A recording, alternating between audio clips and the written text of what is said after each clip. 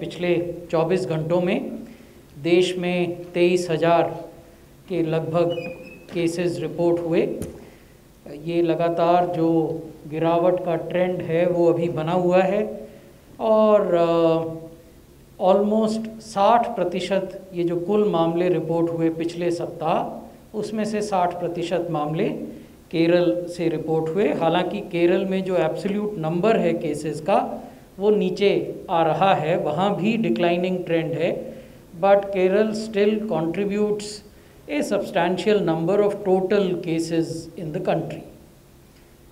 अगर active cases को देखें तो ये हमने लाल रंग के ग्राफ में दिखाया है। एक्टिव केसेस की संख्या लगातार देश में घट रही है और जो क्यूमुलेटिव रिकवरी रेट है वो लगातार बढ़ रहा है। इस समय ऑलमोस्ट 98% रिकवरी रेट देश में है। यदि हम राज्यों की स्थिति को देखें तो आप ये पाएंगे कि पूर्व की तरह केरल में सबसे अधिक एक्टिव केसेस हैं, 1 लाख से कुछ ज़्यादा, 1,44,000, जो कि देश के एक्टिव केसेस का 52% है। महाराष्ट्र में 40,000 केसेस हैं एक्टिव, तमिलनाडु में 17,000, मिज़ोरम में 16,800, कर्नाटक में 12,000 और आंध्र प्रदेश में 11,000 से कुछ अधिक। तो इस प्रकार जो देश के मानचित्र पर जो राज्य हरे रंग से दिखाए गए हैं वहाँ 10,000 से कम एक्टिव केसेस हैं। इसका अर्थ ये हुआ कि वहाँ जो लोग अस्पतालों में भर्ती हैं या होम आइसोलेशन में हैं अंडर मेडिकल केयर, उनकी संख्या प्रत्येक राज्य में 10,000 से कम है। और फिर जो पीले रंग से राज्य दिखाए हैं वहाँ एक्टिव केसेस 10,000 से 50,000 के बीच में हैं, और फिर ऑरेंज और रेड रंग से जो दिखाए गए हैं वहाँ 50,000 से अधिक या 1 लाख से अधिक मामले हैं। जैसा कि मैंने पहले आपको बताया, 1 लाख से अधिक मामलों वाला केवल एक राज्य है। क्योंकि केसेस की संख्या घट रही है तो हमें पॉजिटिविटी के ट्रेंड को भी देखना चाहिए। तो ये साप्ताहिक पॉजिटिविटी के ट्रेंड हम आपको पिछले 5 माहों के दिखा रहे हैं। इस ट्रेंड का विश्लेषण करने से पहले ये समझना बहुत ज़रूरी है कि आज भी देश में हम प्रतिदिन 15 लाख से लेकर 16 लाख टेस्ट करते हैं। तो ऐसा नहीं है कि टेस्ट्स की संख्या घट गई हो। The number of tests that are done every day has not reduced. It is still between 15 lakh to 16 lakh tests a day. And in that context, the number or the rate of positivity is coming down. दूसरा जो महत्वपूर्ण तथ्य है वो ये कि ये 13वां सप्ताह है लगातार, जबकि साप्ताहिक पॉजिटिविटी 3% से कम रही है। लेकिन हमारा प्रयास होना चाहिए कि ये पॉजिटिविटी और घटे, क्योंकि जब पॉजिटिविटी घटती है और टेस्ट्स की संख्या बढ़ती है उसका अर्थ ये है कि इन्फेक्शन नियंत्रण में है। तो ये सभी राज्यों का प्रयास होना चाहिए, सभी संघ शासित क्षेत्रों का प्रयास होना चाहिए और हम सबका सम्मिलित प्रयास होना चाहिए। एक और जो पॉजिटिव साइन हम देख रहे हैं, हम आपको उन जिलों की जानकारी देते हैं जहां की पॉजिटिविटी 5% से 10% के बीच में है और 10% से ऊपर है। पिछले सप्ताह तक ऐसे जिलों की संख्या 60 से लेकर 66 के बीच में होती थी। The number of districts where positivity is more than 5% and more than 10% used to be between 60 to 66%, 60 to 66 in numbers. That number has come down and today it is 48. उस 48 की संख्या में 18 जिले ऐसे हैं जहां की वीकली पॉजिटिविटी 5% से ज़्यादा है और 10% से कम है। उन जिलों का ब्यौरा हमने इस स्लाइड में आपके सामने रखा है और ये 30 जिले ऐसे हैं जहां 10% साप्ताहिक पॉजिटिविटी से ज़्यादा है। तो इसका अर्थ ये हुआ कि देश भर में कुल 48 जिले ऐसे हैं जिनको विशेष रूप से देखने की आवश्यकता है, वहाँ निगरानी रखने की आवश्यकता है, वहाँ जो कोविड अप्रोप्रिएट बिहेवियर है उस पर विशेष ध्यान देने की ज़रूरत है। ऐसा नहीं है कि बाकी जगह नहीं इस चीज़ों पे ध्यान देना, लेकिन क्योंकि इन जिलों में पॉजिटिविटी अपेक्षाकृत अधिक है, इसलिए ज़रूरी है कि यहाँ विशेष सावधानी बरती जाए। अब हम वैक्सीनेशन की बात करेंगे। आज सुबह के आंकड़े मैं आपसे शेयर कर रहा हूँ। 88 करोड़ से ज़्यादा वैक्सीन डोजेज़ एडमिनिस्टर की जा चुकी हैं। हमारा ये मानना है कि आज देर रात तक हम 89 करोड़ डोजेज़ एडमिनिस्टर कर देंगे। इनमें से 64 करोड़ से ज़्यादा डोजेज़ पहली डोज़ हैं और 23.70 करोड़ दूसरी डोज़ हैं। अगर कैटेगरी वाइज देखें, श्रेणीवार क्या स्थिति है, तो जो हेल्थ केयर वर्कर्स की श्रेणी है उसमें 99% हेल्थ केयर वर्कर्स को पहला डोज मिल चुका है, और जो fully protected health care workers हैं, यानी जिन्हें दोनों डोज मिल गए हैं, वो 85% हैं। फ्रंट लाइन वर्कर्स को देखें तो 100% लोगों को पहला डोज मिला है और 82% फ्रंट लाइन वर्कर्स ऐसे हैं जिन्हें दोनों डोज प्राप्त हो गए हैं। 18 बरस से ऊपर की जनसंख्या में 69%, this is a very significant number, 69% of the population that is more than 18 plus in our country has received at least one shot of the vaccine, और 25% जनसंख्या ऐसी है जिसको कि दोनों वैक्सीन के डोजेस प्राप्त हो गए हैं। अब हम आपको राज्यों की स्थिति देश के नक्शे पे दिखाना चाहेंगे। तो 6 राज्य और संघ शासित क्षेत्र ऐसे हैं जिन्हें कि 100% जिन्होंने पहला डोज का कवरेज किया है। उसके बाद 10 राज्य और यूटीज़ ऐसे हैं जिन्होंने कि पहला डोज 80% से अधिक लोगों को दिया है। 15 राज्य और यूटीज़ ऐसे हैं जिन्होंने कि पहला डोज 60 से 80% लोगों के बीच में दिया है, और 7 राज्य और यूटीज़ ऐसे हैं जिन्होंने अभी भी पहला डोज 60% 60% से कम लोगों को दिया है। जो राष्ट्रीय औसत है, जैसा मैंने अभी आपको बताया, वो 69% है फर्स्ट डोज कवरेज का। ये हम पहले भी आपको दिखाते रहे हैं। ये वो राज्य और संघ शासित क्षेत्र हैं जहां 18 से अधिक की जनसंख्या को 100% लोगों को पहला डोज दिया जा चुका है। लक्षद्वीप, चंडीगढ़, गोवा, हिमाचल प्रदेश, अंडमान एंड निकोबार आइलैंड्स और सिक्किम। उसी प्रकार ऐसे राज्य और संघ शासित क्षेत्र जहां की 85% से ज़्यादा लोगों को पहला डोज दिया गया है, 18 से अधिक आयु के लोगों को, उसमें दादरा और नगर हवेली, केरला, लद्दाख, उत्तराखंड, मध्य प्रदेश और गुजरात, ये राज्य हैं। और कहाँ कितने प्रतिशत जनसंख्या को पहला डोज दिया गया वो भी हमने जानकारी आपके साथ साझा की है। Vaccination by gender and by locale, ये भी एक महत्वपूर्ण मुद्दा है जिस पर समय समय पर विमर्श होता है। जो हमारे कोविड टीकाकरण केंद्र शहरी क्षेत्रों में स्थित हैं, वहाँ कुल टीकाकरण का 35% वहाँ हुआ है, और जो कोविड टीकाकरण केंद्र ग्रामीण क्षेत्रों में हैं वहाँ कुल टीकाकरण का 64% हुआ है। यानी रूरल एरियाज़ में टीकाकरण का जो प्रतिशत है वो शहरी क्षेत्रों से अधिक है, और वो हमारी जो जनसंख्या का बंटवारा है शहरों और ग्रामीण क्षेत्रों के बीच लगभग उसके अनुरूप भी है। उसी प्रकार अगर महिला और पुरुष बेनिफिशरीज़ को देखें तो 52% से कुछ अधिक टीकाकरण जो पुरुष बेनिफिशरीज़ हैं उनके लिए, और 47.9, इसको आप 48% मान सकते हैं, ये महिला बेनिफिशरीज़ के लिए है। अदर जेंडर का टीकाकरण का भी आंकड़ा हमने आपके साथ शेयर किया है।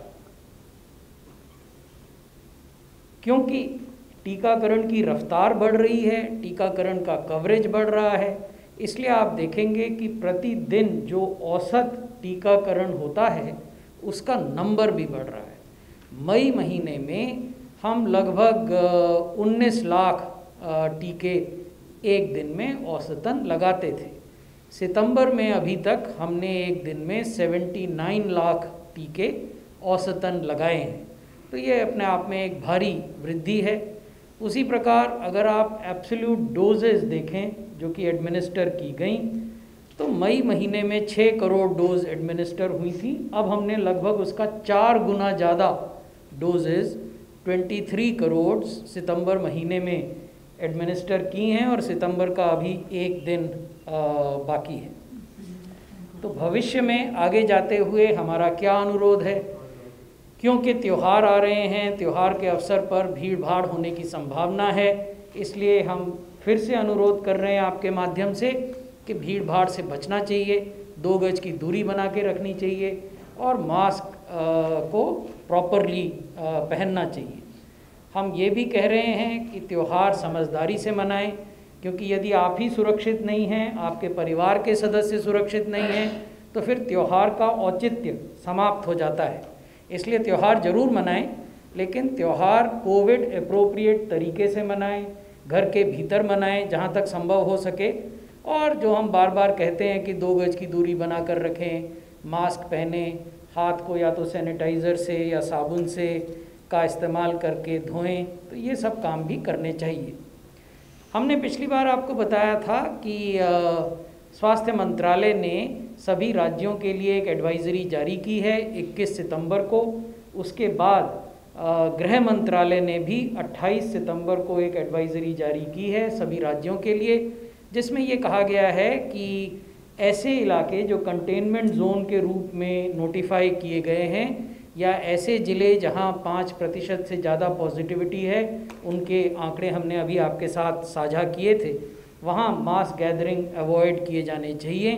हमने ये भी कहा है कि पहले से अगर आप कोई आयोजन कर रहे हैं, कोई एग्ज़िबिशन कर रहे हैं, कोई और चीज़ें कर रहे हैं, तो उसके लिए एडवांस परमिशन की व्यवस्था होनी चाहिए, जिसमें कि कितने लोग वहाँ जुटेंगे ये संख्या पहले से बताई जानी चाहिए, और ये स्थानीय कॉन्टेक्स्ट पर आधारित हो सकती है, और ये विशेष रूप से ऐसे ज़िलों में किया जाना है जहाँ पॉजिटिविटी रेट 5% और उससे कम है।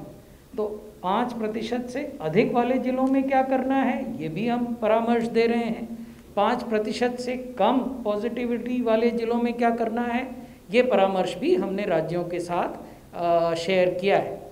हम ये भी कह रहे हैं कि जब भी राज्य सरकारें कोई रिलैक्सेशन देती हैं या कोई रिस्ट्रिक्शन लगाती हैं, तो ये एक डायनेमिक प्रक्रिया होनी चाहिए, और ये जो साप्ताहिक केस पॉजिटिविटी है, वीकली केस पॉजिटिविटी, उसके आधार पर ऐसे निर्णय लिए जाने चाहिए।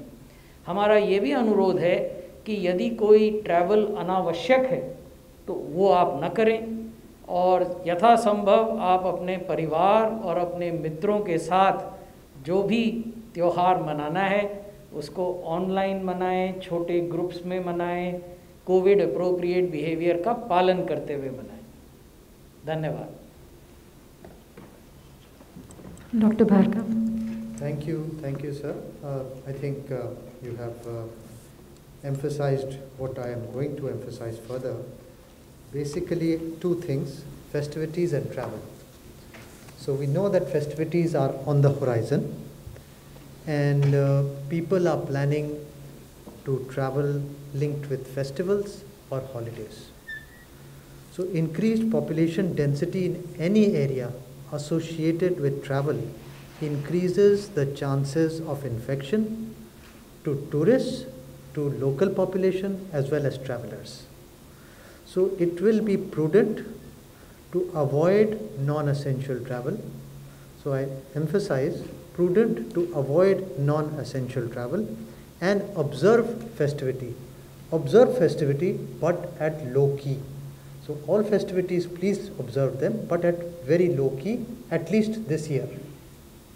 So I will just stop this here and happy to answer questions. Floor is open for question. Okay, we can start with Runjhun.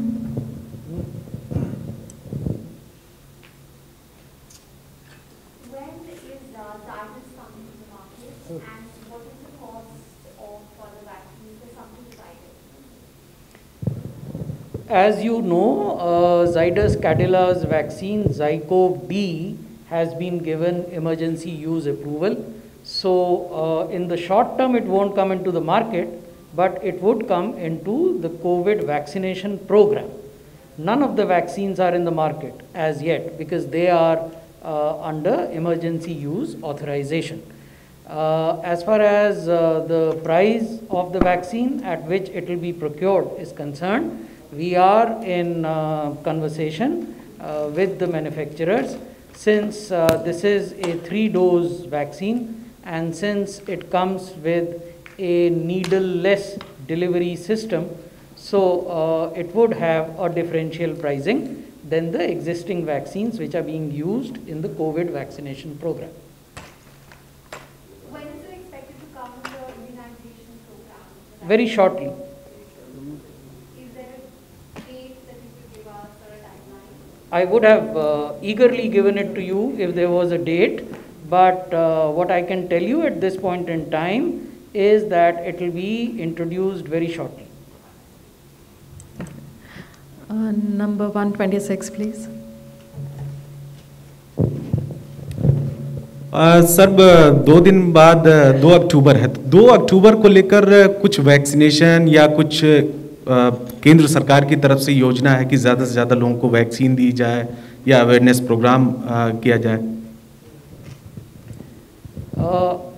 Vaccination का कार्यक्रम 16 जनवरी से हमारे देश में प्रारंभ हुआ था और हमने ये कहा था, जो राष्ट्रीय कोविड वैक्सीनेशन कार्यक्रम का डॉक्यूमेंट है और पॉलिसी का डॉक्यूमेंट है कि सरकार का उद्देश्य है कि कम से कम समय में सेफ तरीके से देश की एडल्ट जनसंख्या को वैक्सीन दी जा सके। यही हमारा उद्देश्य रहा है।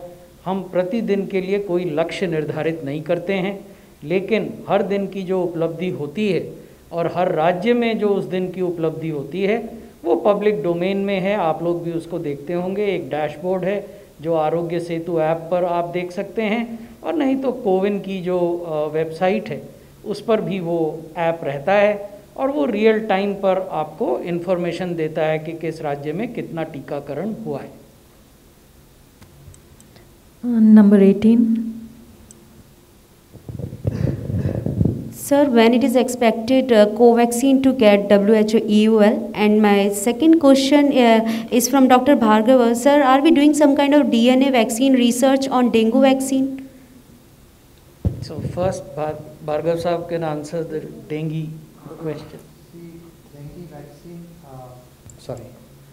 Dengue vaccine is a very important agenda. We are looking at it very carefully. There are certain dengue strains which have been licensed to several companies in India. We are working very closely with them to do the trials. Many of these companies have done their phase 1 trial in outside of the country. We are planning to do the more rigorous trials very soon with these dengue vaccines. In terms of the Covaxin clearance, we know that scientific data, public health considerations, and international health requirements are all considered, on which the clearance is given by WHO. All these have been provided and these are being looked at, and they will be decided by the World Health Organization accordingly. Would you like to add? No, you have already answered the question. 106. Sir, India did the 2.5 crore record vaccinations on the Prime Minister's birthday. But it seems in some states dead people were given the vaccine, in some others pending data entry added to the numbers. Did the Health Ministry look into these allegations, and what was the outcome? I would be a bit more specific. Your question was generic. The allegation of delayed data entry was made in respect of Bihar. We got it checked and we found it to be absolutely baseless. Bihar, on an average, inoculates 3 to 5 lakh people a day, to expect that you would inoculate 5 lakh people a day, but will not give them digital certificate, they will not receive SMS, you will not upload that data, would be something totally unrealistic. So we got it checked in detail, and we found that this report was absolutely baseless. We asked the requisite channels and media houses who had done this story if they could share specific details of villages and names of people, and we are still waiting for those details. As far as dead people are concerned, that was an instance in the case of Madhya Pradesh, and we found that the registration was done when the person was alive, and on the date when the person was supposed to come for vaccination, unfortunately the person died, and there was an inadvertent error by the vaccinator in pressing the what do you call it, the button in front of that name. So therefore that error happened, which has subsequently been corrected.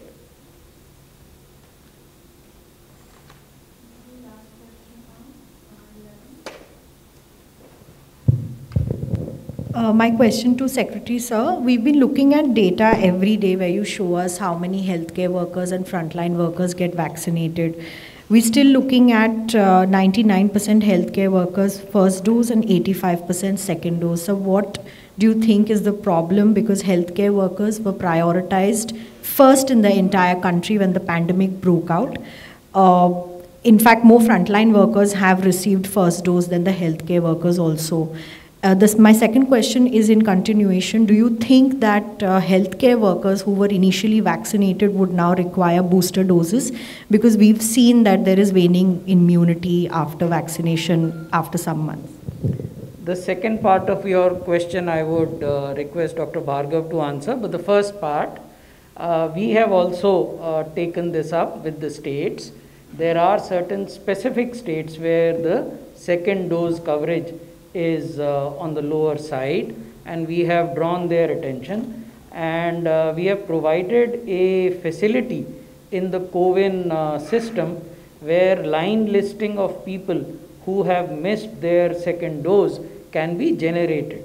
So states have got those lists, and they are looking at these people and trying to ensure that second dose is given to these people. And about the booster, I think Dr. Bhargav would be the right person. Okay. I think currently I would say that the talk of booster is not pertinent, and I said this last time also. The call of the hour is to give the 2-dose vaccination, which we call as full vaccination, covering the entire adult population. That has to be the goal, that is the agenda, and that has to be continued. Just add one more point. We have had some studies in India where, including Bangalore, from some hospital where they have looked at the antibodies, and they have found that antibodies are persisting for much longer. More than 95% of the antibodies persist for up to a year.